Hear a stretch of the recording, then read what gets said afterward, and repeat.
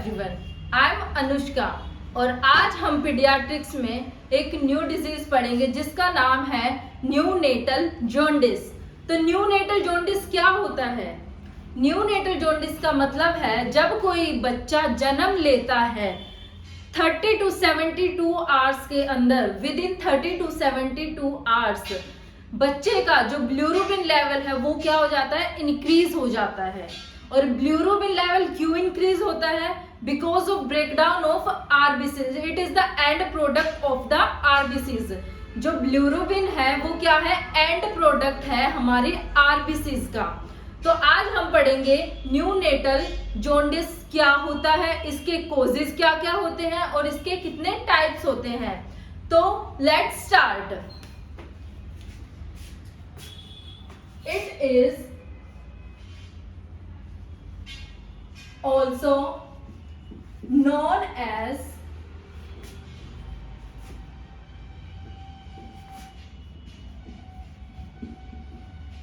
hyperbilirubinemia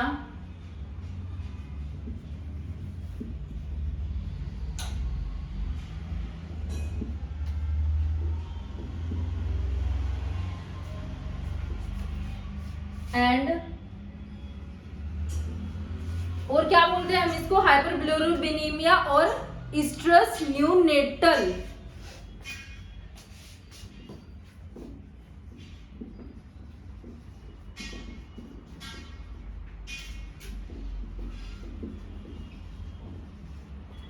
हम इसे किस किस नाम से जानते हैं? जो न्यूनेटल जॉन्डिस है वो क्या है, हम उसे क्या कहते हैं, हाइपरबिलिरुबिनेमिया और स्ट्रेस न्यूनेट्रम।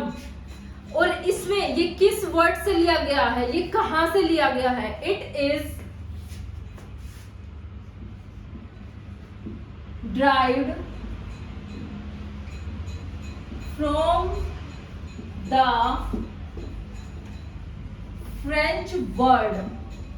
ये कहां से लिया गया है? ये क्या है, एक फ्रेंच वर्ड है जो कि क्या है, जॉन्डिस मीन्स। जॉन्डिस का क्या मतलब होता है, येलो। जॉन्डिस का मतलब क्या होता है, येलो। और इसको हम क्या बोलते हैं, येलो एंड स्ट्रेस। इसलिए हम इसको क्या बोलते हैं, स्ट्रेस न्यूनेट्रम। ये क्या है, हमारा न्यूनेटल जॉन्डिस। हम इसको हाइपरबिलिरुबिनेमिया और स्ट्रेस न्यूनेट्रम भी बोलते हैं। और ये कहां से ड्राइव किया गया है? ये फ्रेंच वर्ड है जिसका मतलब होता है येलो और स्ट्रेस। तो अब इसकी डेफिनेशन देखते हैं। डेफिनेशन क्या है हमारी?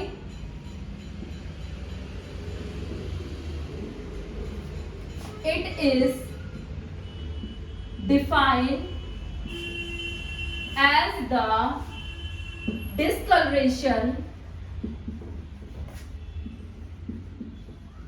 of the skin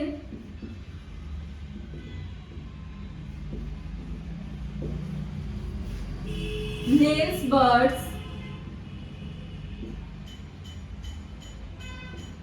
स्किन का, नेल्स बर्ड्स का और किसका, स्केलरा का क्या हो जाता है, डिस्कलरेशन हो जाता है। मतलब वो क्या हो जाती है, येलोइश हो जाती है। क्यों होती है? Due to increase the level of, due to increase the level of bilirubin.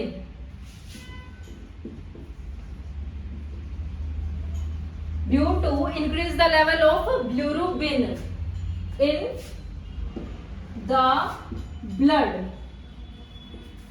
तो क्या होता है neonatal jaundice? It is defined as the discolouration of the skin. जो हमारी स्किन होती है वो डिस्कलरेशन हो जाती है।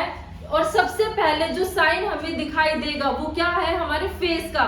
जो हमारे फेस का कलर क्या हो जाता है, येलो हो जाता है। उसके बाद नेल्स बर्ड्स का, स्केलरा का और and eyes due to increase the level of bilirubin in blood. या फिर हम इसको क्या बोल सकते हैं, हाइपर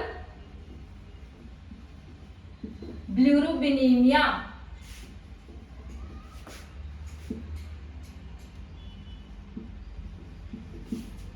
ठीक है।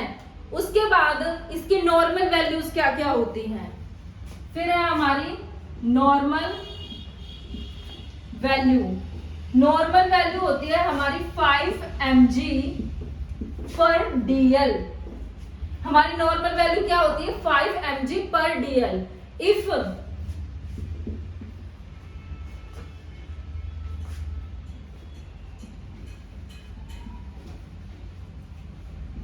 bilirubin level is more than 5 mg/dl, baby can suffer from jaundice। तो बेबी क्या करेगा, जॉन्डिस से सफर करेगा, उसको जॉन्डिस हो जाएगा। जो हमारी नॉर्मल वैल्यू है वो है हमारी 5 mg/dl, लेकिन अगर 5 mg से वो ज्यादा हो जाता है, उसकी सिक्रेशन बढ़ जाती है, तो जो बेबी है वो किससे सफर करेगा, जॉन्डिस से। बेबी को जॉन्डिस हो जाएगा। और जॉन्डिस होगा तो हमें कैसे पता चलेगा, जो बेबी का फेस है वो क्या हो जाएगा, येलो हो जाएगा। नेल्स बर्ड्स है वो येलो हो जाएंगे। स्केलरा क्या है, येलो हो जाएगा। जो पूरी बॉडी है वो क्या हो जाएगी, येलोइश हो जाएगी। तो हम क्या कह सकते हैं कि baby can suffer from jaundice.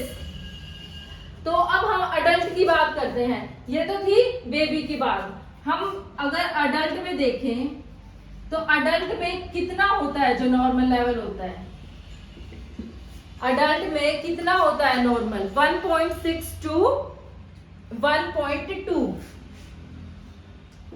या फिर 1.2 1.6 mg/dl। ये क्या है, normal value.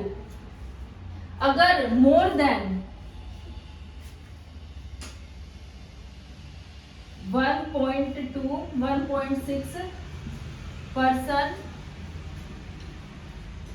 suffering from jaundice। Okay, जो बच्चा है, बच्चे में नॉर्मल वैल्यू क्या होती है 5 mg/dl, लेकिन जो अडल्ट होते हैं उनमें 1.2 से लेकर 1.6 इनकी नॉर्मल वैल्यू कंसीडर करते हैं। ओके, अगर नॉर्मल वैल्यू से ज्यादा बिलिरुबिन इंक्रीज हो जाता है तो क्या हो जाता है, पेशेंट को जॉन्डिस हो जाता है। अब बात आती है कि ये बिलिरुबिन है, इसका सिक्रेशन होता कैसे है, इसका कैसे इसकी सिक्रेशन होती है, ये कहां से आता है। इसकी सिक्रेशन होती है लीवर से। It is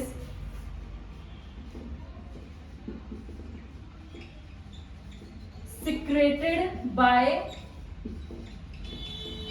liver. ये कहां से सिक्रेट होता है, लीवर से सिक्रेट होता है।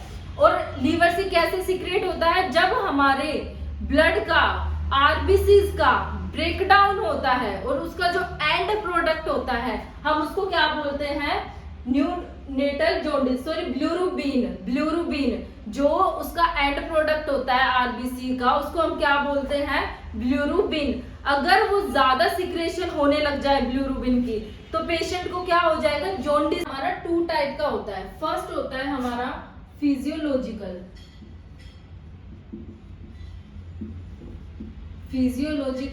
Jaundice and second type is pathological jaundice. ठीक है, हमारा ये कितने टाइप के होते हैं, 2 टाइप्स के होते हैं। एक होता है हमारा फिजियोलॉजिकल जॉन्डिस और एक होता है हमारा पैथोलॉजिकल जॉन्डिस। जो फिजियोलॉजिकल जॉन्डिस है ये कब होता है, occurs within 30 to 72 hours after birth। जन्म के बाद ये 32 से 72 आवर्स के अंदर अंदर क्या बच्चों को हो जाता है। और ये कितने % बेबी को होता है, 90 approx 95% baby suffer from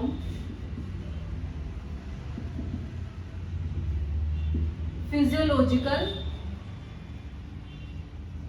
jaundice. ठीक है, इसमें क्या होता है हमारे फिजियोलॉजिकल जॉन्डिस में, ये कितने 30 to 72 आवर्स में क्या हो जाता है किसी बेबी के जन्म के बाद, और अप्रोक्स ये 95% बच्चों को रहता ही है, मतलब 95% बच्चों को होता ही है। फिर आता है हमारा पैथोलॉजिकल जॉन्डिस। पैथोलॉजिकल जॉन्डिस क्या होता है हमारा, it occurs with in 24 hours. ये कब होता है, 24 आवर्स के अंदर ये क्या हो जाता है। और ये कितने % बच्चों को होता है, ये अप्रोक्स 5% न्यूनेट कैन सफर। ठीक है, जो हमारा फिजियोलॉजिकल जॉन्डिस है वो कितने % को होता है हमारा, 95% को। लेकिन जो हमारा पैथोलॉजिकल जॉन्डिस है वो कितने % को होता है हमारा, 5% को। अब है कि जो हमारा ये होता क्यों है, क्योंकि बिलिरुबिन का लेवल बढ़ जाता है। तो हमारी बॉडी में कितनी सिक्रेशन होती है बिलिरुबिन की, 1 ग्राम ऑफ HB कितना सिक्रेशन करता है, 1 gram of HB secrete 35 mg पर DL। जो 1 ग्राम HB है वो कितनी सिक्रेशन करता है, 35 mg पर DL बिलिरुबिन की सिक्रेशन करता है। और हमारा पूरे होल डे में कितना सिक्रेशन होता है, हमारा होता है 250 mg पर DL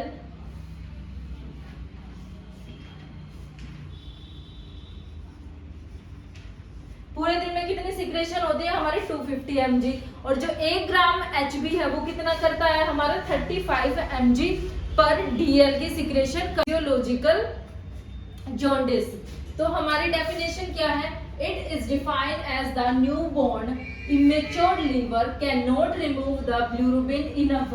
मतलब वो जितना उसको बिलिरुबिन निकालना चाहिए वो उतना बिलिरुबिन आउट नहीं कर पाता। तो उसकी वजह से क्या होता है हमारा एक्सेसिव, मतलब बिलिरुबिन की मात्रा क्या हो जाती है ब्लड में बढ़ जाती है, जिसकी वजह से जो बच्चा है वो सफर करता है जॉन्डिस से। और ये क्या है, हमने देखा था कि फिजियोलॉजिकल में कितना होता है, 95% बच्चों को क्या होता है, जॉन्डिस होता है। 95% बच्चे जॉन्डिस से सफर करते ही हैं।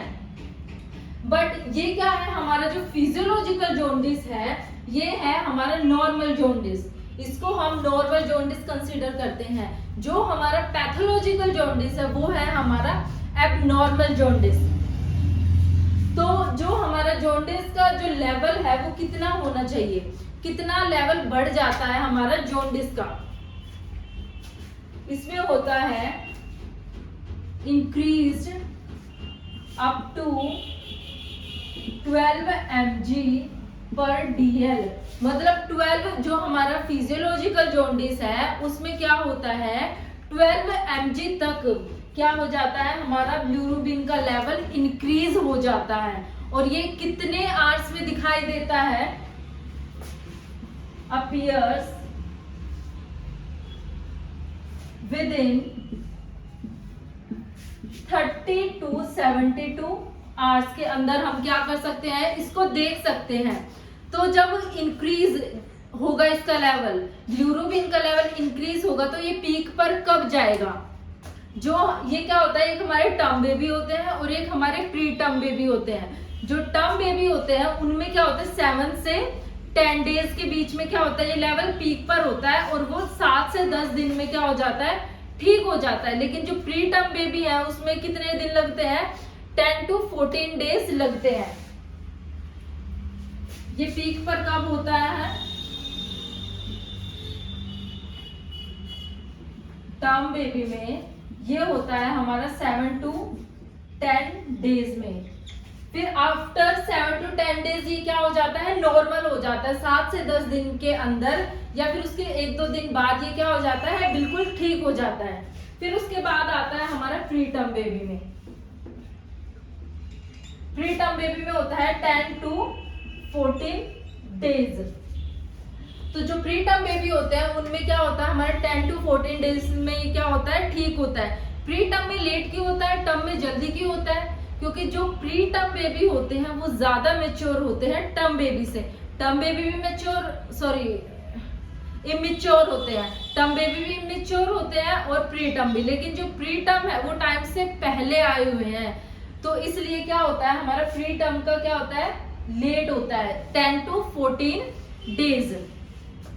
तो जो टर्म बेबी है, टर्म बेबी को होता है हमारे 80%।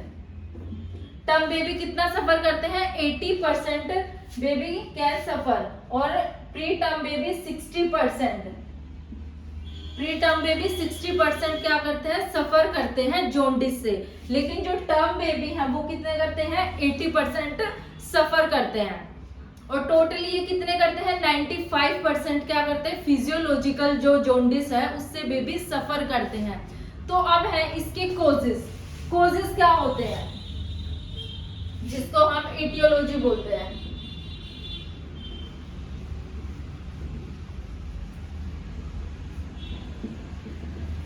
इसके क्या कारण है, जो बच्चे के अंदर बिलिरुबिन का लेवल बढ़ रहा है उसका क्या कारण है? सबसे पहला कारण क्या है हमारा, increase the number of immature RBCs. अगर जितनी भी आरबीसीज, इमेच्योर आरबीसीज बढ़ेंगी तो उतना ही क्या है, उनका डिस्ट्रैक्शन ज्यादा होगा। जो फर्स्ट पॉइंट है, फर्स्ट कोज है हमारा, increase the number of immature RBCs. क्या होता है, जितना भी इमेच्योर आरबीसीज बढ़ेंगी उतना ही क्या है, बिलिरुबिन का लेवल बढ़ जाएगा। कैसे? क्योंकि जो डिस्ट्रैक्शन है आरबीसीज का वो ज्यादा होगा, ब्रेक डाउन क्या होगा, ज्यादा होगा, जिसकी वजह से बिलिरुबिन का लेवल क्या होगा, बढ़ जाएगा। क्योंकि जो एंड प्रोडक्ट होता है आरबीसीज का वो क्या है, हमारा बिलिरुबिन होता है। फिर इससे क्या होगा, अगर increase the level of immature RBCs, अगर लेवल बढ़ेगा तो क्या होगा, डिक्रीज होगी लाइफ स्पैन आरबीसीज की, and decrease the life span of RBCs. तो क्या होगा, आरबीसीज की लाइफ स्पैन उतनी ही कम हो जाएगी। फिर उसके बाद है defective excretion of bilirubin. Defective excretion of क्या आएगा, बिलिरुबिन। डिफेक्टिव मतलब जो बिलिरुबिन का एक्सक्रिएशन, जो उसका आउट होना है वो कम हो जाएगा। अगर वो बॉडी से बाहर नहीं जाएगा, बॉडी के अंदर रहेगा, तो क्या होगा, वो ब्लड में इंक्रीज हो जाएगा। तो ये एक रीजन है डिफेक्टिव एक्सक्रिएशन ऑफ आरबीसीज, जो कि मैंने आपको डेफिनेशन में भी बताया था। फिर जो नेक्स्ट है हमारा वो है blockage of hepatic system. Next है हमारा blockage of hepatic system. Blockage of hepatic system का क्या मतलब है, ब्लॉकेज ऑफ हिपैटिक सिस्टम का मतलब है, मान लो हिपैटिक का मतलब क्या होता है, हिपैटिक मींस लीवर। हिपैटिक का क्या मतलब है, लीवर। तो जब ब्लॉकेज हो जाएगी, मतलब जो हमारा लीवर है उसके अंदर कोई डिजीज हो गई, कोई एबनॉर्मलिटी आ गई, तो उसकी वजह से वो क्या करेगा, सिक्रेशन को कम कर देगा, जिसकी वजह से बिलिरुबिन का लेवल बढ़ जाएगा। आरबीसीज का डिस्ट्रैक्शन ज्यादा हो रहा है और बिलिरुबिन का लेवल इंक्रीज हो रहा है, तो ब्लड में क्या हो रहा है, हमारा बिलिरुबिन का लेवल इंक्रीज हो रहा है, तो baby can suffer from jaundice. और नेक्स्ट क्या है, increase the enzymatic activity of यूडीपीजीटी।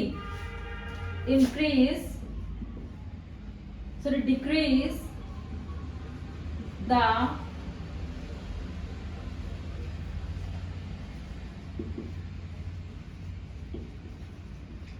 activity of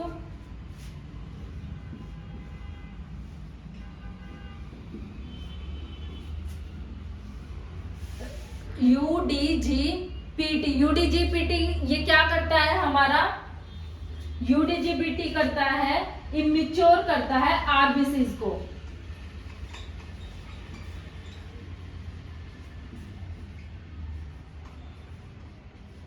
क्या करता है ये? इमेच्योर करता है आरबीसीज को। ये क्या है? यूडीजीपीटी एक तरह का क्या है? एंजाइम है, जो कि क्या करता है, जो आरबीसीज है उनको क्या करता है? इमेच्योर हो जाएंगे। अगर इसका लेवल डिक्रीज होता है तो आरबीसीज क्या है? इमेच्योर रहेंगे। अगर ये नॉर्मल लेवल है, इसका लेवल इंक्रीज रहता है तो आरबीसीज क्या होंगे? जल्दी मेच्योर होंगे। अगर आरबीसीज मेच्योर होंगे तो क्या होगा? डिस्ट्रक्शन कम होगा आरबीसीज का। आरबीसीज का डिस्ट्रक्शन कम होगा तो क्या होगा? बिलिरुबिन कम सिक्रेट होगा, तो बॉडी के अंदर जो लेवल है बिलिरुबिन का वो नॉर्मल रहेगा। तो इस एंजाइम की वजह से भी क्या होता है? हमारा बिलिरुबिन का लेवल इंक्रीज होता है। तो सीधी सी बात ये है कि बिलिरुबिन कैसे बढ़ता है? जब आरबीसीज का डिस्ट्रक्शन ज्यादा हो जाता है और वो एक्सक्रिएट आउट नहीं कर पाता, तो इस वजह से क्या होता है? बॉडी में बिलिरुबिन का लेवल बढ़ जाता है और baby can suffer from jaundice. तो नेक्स्ट हम इसके पढ़ेंगे साइन एंड सिम्टम्स। सिम्टम्स, तो क्या साइन एंड सिम्टम्स हैं? सबको पता ही चल गया होगा कि बेबी अपीयर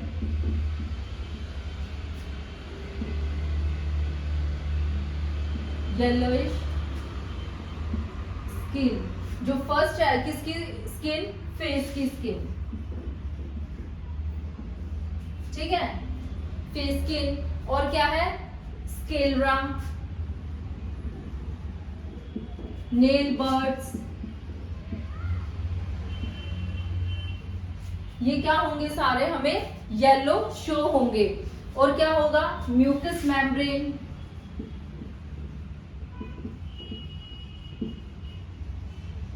और क्या होगा? म्यूकस मेम्ब्रेन, स्केल हो गया, स्केलरा हो गया, नेल्स हो गया, और आईज। और इसमें क्या है? जो हमारे पाम है, जो हमारी हथेली है एंड सोल, वो क्या होंगी? डिस्कलरेशन रहेंगी, डिस्कलरेशन नहीं रहेंगी, उनका कलर क्या रहेगा? नॉर्मल।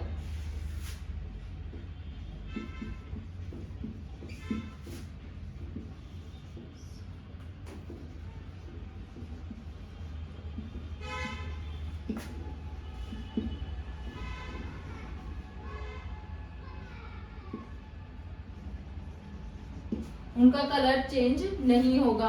जो यूरिन आउटपुट होगा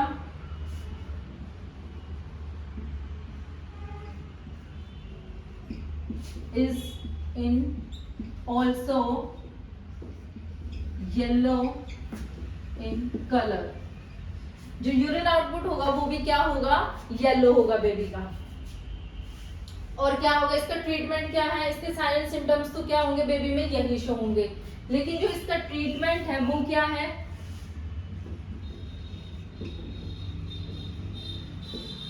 मैंने क्या बताया था आप लोगों को कि ये एक तरह का नॉर्मल जॉन्डिस है, ये कोई डिजीज नहीं है, ये बेबी में क्या होता है? नॉर्मल। तो इसमें क्या है? No need of